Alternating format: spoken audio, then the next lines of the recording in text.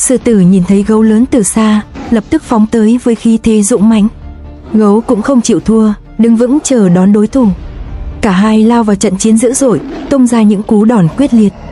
Tiếng gầm gừ của sư tử hòa lẫn với tiếng giống của gấu vang dội cả khu rừng. Mặc dù gấu có sức mạnh to lớn, nhưng sư tử với sự nhanh nhẹn và chiến thuật thông minh dần chiếm ưu thế. Sau một hồi giằng co kịch liệt, gấu nhận ra không thể chiến thắng, đành quay đầu bỏ chạy, nhường lại chiến trường cho sư tử.